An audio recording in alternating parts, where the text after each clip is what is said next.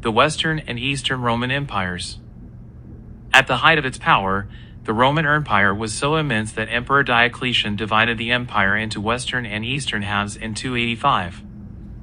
The Western Roman Empire was based in Rome, while the Eastern Roman Empire later had its capital in Constantinople.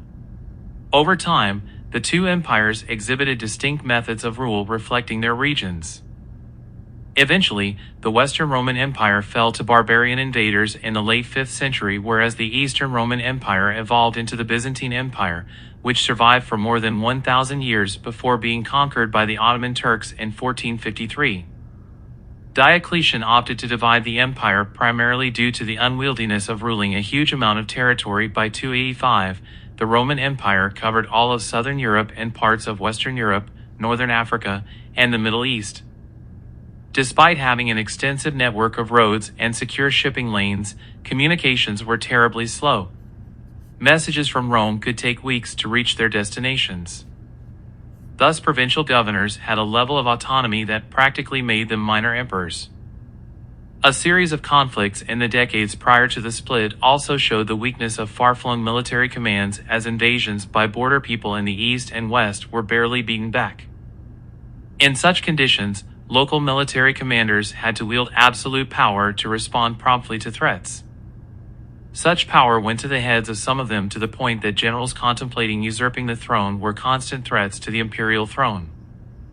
The forming of two empires, each led by a different ruler, was meant to end these problems and to bring stability by giving each emperor more control than a single ruler could wield. The reforms accomplished Diocletian's objectives to some degree, but the split also led to great differences between the two halves of the once united empire. Diocletian had intended for the Eastern ruler to be subordinate to the Western one, but, over time, every emperor ruled as if his empire were separate. This was exacerbated by the differences between the two lands. For instance, despite being a part of the Roman Empire, Greece had dominated the Eastern Mediterranean world for centuries. Hence, it was natural that the Greek language and Greek customs replaced the Latin language and Roman customs in the Eastern. Further problems centered on economic differences between the two halves. The Eastern Empire was urban-based and derived its wealth from trade and work done by artisans. The Western Empire was more rural and agricultural, and its wealth depended on large populations of people working the land. In time, this weakness led to the decline of the Western Empire as waves of barbarian invaders devastated the population and land. Diocletian also initiated economic reforms by raising taxes to fund the defense of the empire. In the West, tax collectors had problems getting money from the rural populace, who were spread out, had little currency, and preferred paying taxes in farm produce.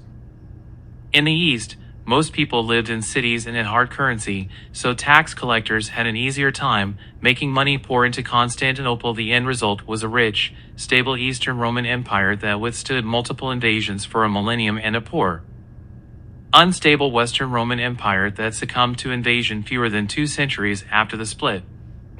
Shipping lane, a region of water, especially in an ocean or sea, in which numerous ships sailed to make worse.